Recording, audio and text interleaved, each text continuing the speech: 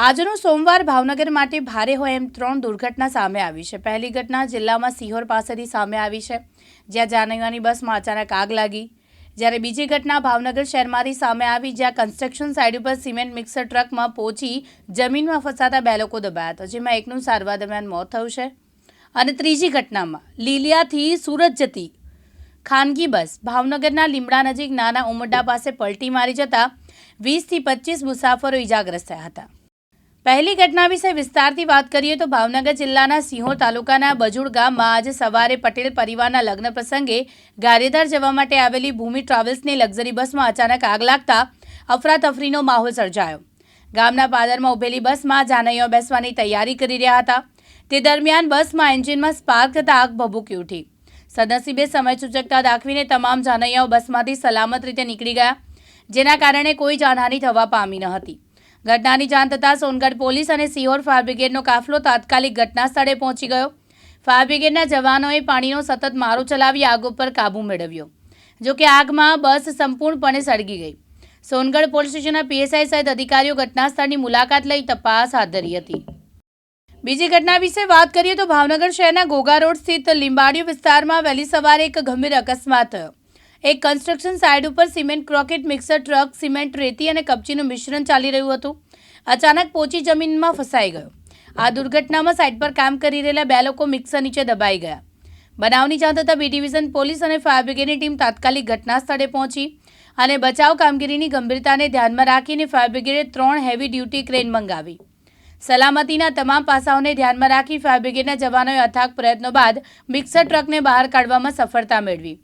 દુર્ઘટનામાં ગંભીર રીતે ઘવાયેલા બંને લોકોને તાત્કાલિક અસર સરટી હોસ્પિટલમાં સારવાર માટે ખસેડવામાં આવ્યા, જ્યાં સાઇટ એન્જિનિયર હિરેન મહેતાનું સારવાર દરમિયાન મોત થયું હતું। બીજી ઘટનાની વાત કરીએ તો લીલિયાથી સુરત જતી ખાનગી બસ ભાવનગરના લીમડા નજીક નાના ઉમરડા પાસે પલટી મારી ગઈ, જેના કારણે મોટી દુર્ઘટના સર્જાઈ હોવાનું સામે આવ્યું। બસના ડ્રાઈવરે સ્ટેરિંગ પરથી કાબુ ગુમાવતા બસ રોડ ઉપરથી ખસી ગઈ, જેના કારણે મુસાફરોને સામાન્યથી લઈને ગંભીર ઈજાઓ થઈ।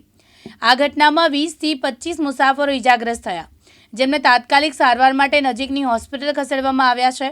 આ દુર્ઘટનાની જાણ થતાં લાઠીના ધારાસભ્ય જનક તળાવિયા ઘટના સ્થળે પહોંચ્યા અને સ્થાનિક પ્રશાસન સાથે પરિસ્થિતિની સમીક્ષા કરી હતી। સ્થાનિક તંત્ર, પોલીસ અને બચાવ દળની ઘટના સ્થળે તુરંત જ પહોંચી ગયા। ઢસા પોલીસ, ઉમરાળા પોલીસ અને ગઢડા મામલતદાર સહિતનો કાફલો ઘટના સ્થળે પહોંચ્યો અને બચાવ કામગીરીમાં જોડાયા। નોંધનીય છે કે અકસ્માત થતાં લોકો ઘટના સ્થળે દોડી આવ્યા અને બસને ઉંચકવા માટે 2 ક્રેન, 4 જેસીબી સહિતના સાધનો ઉપયોગમાં લેવામાં આવ્યા હતા। મારું નામ મયુર છે અને અમે હરિપર ગામથી સુરત જઈ રહ્યા હતા અને ગાડી જે છે એ ડ્રાઈવરથી કાબુમાં ન રહ્યું, ઓવર સ્પીડમાં હતી, વળાંક આવતા એ બેકાબુ થઈ જતા બસ પલટી ખાઈ ગઈ। 50 થી ઉપર પેસેન્જરો હતા। આ ઘટના નાના ઉમરડાથી લીમડાની વચ્ચે ઘણા ખરા લોકોને ઈજા થયેલી છે, લગભગ 10 થી 15 લોકોને। એ લોકોને હોસ્પિટલ હમણાં લઈ ગયેલા છે। કોઈના પગ ભાંગી ગયો છે, કોઈને માથા પર વાગેલી છે, ઘણી ઈજા થયેલી છે। ના, એવું નથી થયેલું, કોઈનું મોત નથી થયેલું। ડ્રાઈવર ઓવર સ્પીડમાં ગાડી ચલાવતો હતો। જનકભાઈ, એક અકસ્માતની ઘટના બની છે, આપ પણ તાત્કાલિક પહોંચ્યા છો, શું વિગત છે?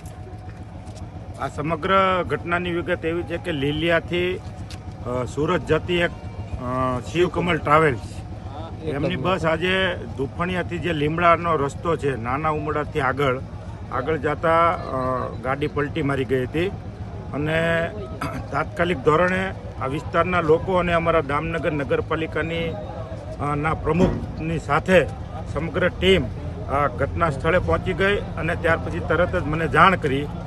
જાણ કર્યા પછી તરત ને તરત હું આ ઘટના સ્થળ ઉપર પહોંચી ગયો અને જે લોકો આમાં ઈજાગ્રસ્ત થયા છે તે લોકોને તાત્કાલિક ધોરણે દામનગર સિવિલ અને અમરેલીની અંદર એમ્બ્યુલન્સના મારફતે એ લોકોને મોકલી આપ્યા છે અને હાલમાં પણ આ બચાવ કામગીરી પૂર્ણ થઈ ગઈ છે। કોઈ પણ વ્યક્તિનું અત્યારે હાલ સુધી હજી જાણવા મળ્યું નથી કે કોઈનું મૃત્યુ થયું હોય, પરંતુ જે લોકો નાની મોટી ઈજાગ્રસ્ત થઈ છે તેમને તાત્કાલિક ધોરણે દામનગર અને અમરેલી ખાતે ખસેડી દેવામાં આવ્યા। બસમાં કેટલા લોકો સવાર હતા?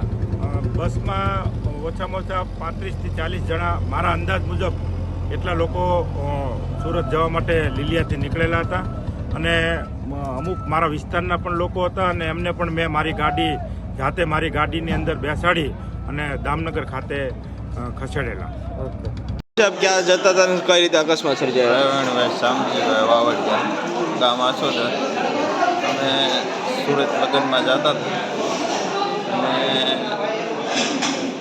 બસ જાતી હતી. કેમ એણે ટેરિંગ ગુમાવી દીધું એ અમને કાંઈ ખબર નથી. અમે તો બહાર નીકળ્યા ત્યાં લોહાણ હતા. બહુ ઝાઝા જણાને વાગ્યું છે. બસ આખી હલોહલ ભરી હતી. પગ મૂકવાની જગ્યા નહોતી. અમને કોઈને ખબર નથી. બહુ ઝાઝા જણાને વાગી ગયું છે. શું નામ છે, ક્યાંથી આવો છો અને શું ઘટના બની હતી? મારું નામ ચંદ્રેશ રાઠોડ છે. જામનગરથી આવું શિવકમલમાં બેઠો હતો. 9:30 વાગે નાના ઉંબરડા પડ્યા તો બસ હું થયું કાબુમાં ન રહી, કંઈ ખ્યાલ ન રહ્યો. બસ ખાડિયામાં ઉતરી ગઈ. હું આગળ બેઠો હતો, મને ઘા કરી દીધો એવી રીતે. બસ ફૂલ હતી? કેટલા લોકો હતા? બસ ફૂલ હતી. કેબિનમાં 3-4 જણા બેઠા હતા.